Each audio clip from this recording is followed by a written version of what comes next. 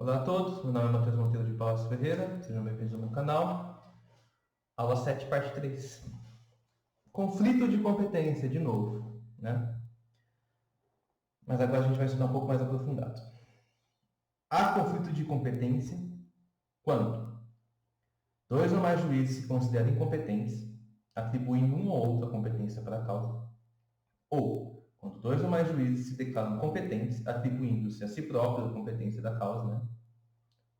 Ou seja, no primeiro caso, quando um fala que não é com ele, mas é com o outro, ou no segundo caso, quando eles falam que é para si, né? Cada um fala para si. Há ainda conflito de competência quando dois ou mais juízes surge controvérsia acerca da reunião de processos ou da separação de processos, né? Então, no caso, um está falando, reúne aí, né? Ou o outro está falando, não, esse pedido é aqui. Né? Fica com um pedido e o outro vem para cá. Tá certo? O conflito de competência ele é um incidente processual, tá certo? É uma questão incidental processual. Lembrando que não há conflito de competência, já existe sentença em julgado proferida por um dos juízes conflitantes. Sentença, súmula 59 do STJ, né? Não precisa ser apresentado em julgado. Bom, competência, né? Quem que julga o conflito de competência? Se tiver tribunal superior na parada, é o STF. Então, tribunal superior e outro tribunal superior, tribunal superior e outro tribunal, desde que não seja vinculado a este tribunal superior, exemplo, STJ e Tribunal Regional do Trabalho, Tribunal Superior do Trabalho e Tribunal de Justiça, né? Bem como entre Tribunal Superior e juiz que não seja vinculado. Essa hipótese, na verdade, ela é uma lacuna constitucional, né? Talvez nunca tenha existido algo do tipo, né? Um juiz, por exemplo, um juiz estadual, questionar a competência do Tribunal Superior do Trabalho. Mas se isso acontecesse, em teoria, teria que ser no STF, né? O conflito.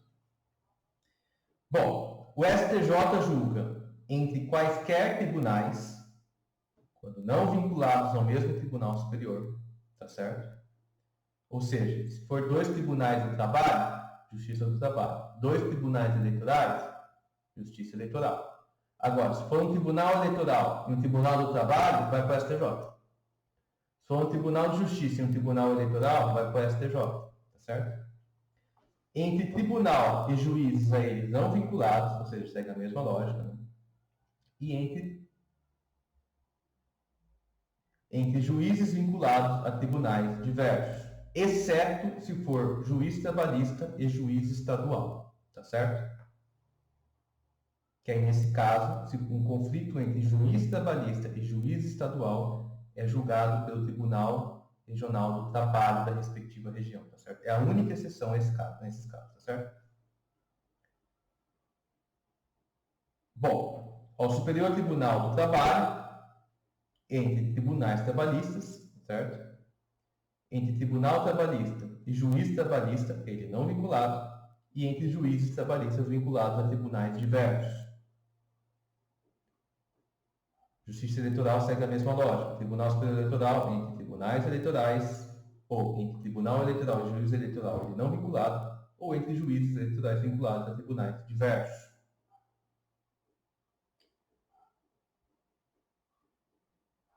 Tribunal Regional Federal entre juízes federais vinculados a si próprios, Tribunal de Justiça entre juízes estaduais vinculados a si próprios, e Tribunal Regional do Trabalho entre juízes trabalhistas vinculados a si próprios e juízes trabalhistas e juízes estaduais da respectiva região. Tá?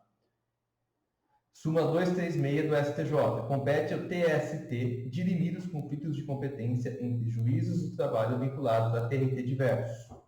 Súmula 180 do STJ. Compete ao TRT da respectiva região julgar conflito entre juiz estadual da região e juiz trabalhista.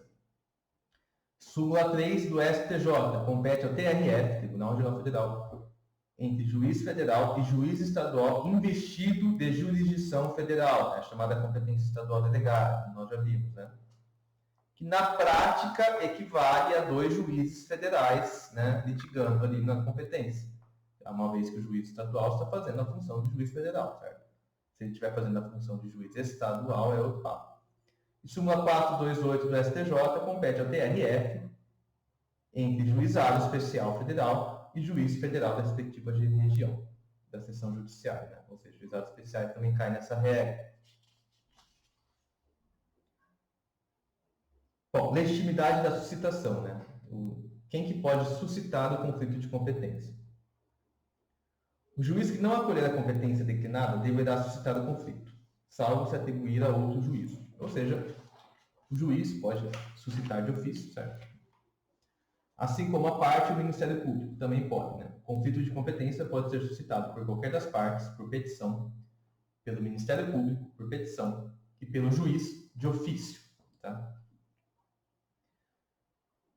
Bom, não pode suscitar conflito de competência, né, a parte que arguiu incompetência relativa aceita por outro juízo, né?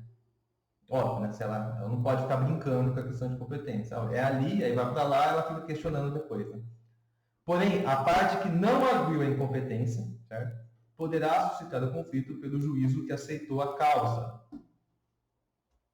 Ou seja, que não alegou, pode argumentar. A que alegou, não. A que alegou foi aceita, certo? Procedimento. O conflito será suscitado no tribunal competente, sempre no tribunal, né? E de ofício ou a pedido de qualquer parte, o relator poderá. Então, de ofício ou a pedido do relator poderá determinar o sobrestamento do processo, quando o conflito for positivo, né? Ou seja, dois juízes brigando pelo mesmo processo. Ou, quando for negativo, poderá designar um dos juízes para as medidas urgentes em caráter provisório. Tanto quando o conflito for positivo quanto negativo, né? Então pensa, nenhum dos juízes quer julgar. Quem que vai decidir as causas urgentes? Então você tem que designar um. Certo? Então nenhum juiz se julga competente, um deles vai ficar designado para julgar as causas, as questões urgentes. E se os dois se julgam competentes, né, um deles também vai ser designado para essa questão, tá certo? É o chamado efeito ativo. Né?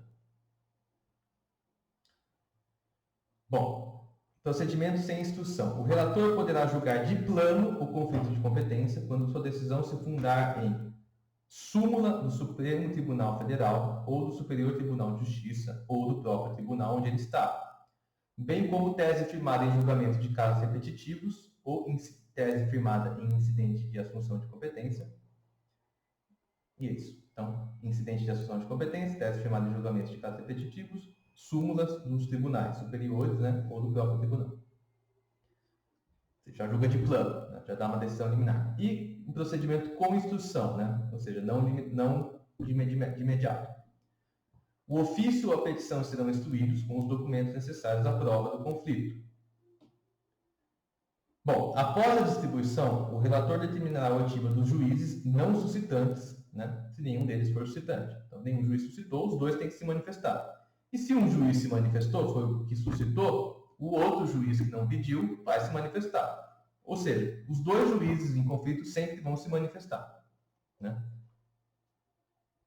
Incumbirá ao juiz ou aos juízes prestar as informações no prazo designado pelo relator. Ou seja, eles vão dar as respostas deles, as informações.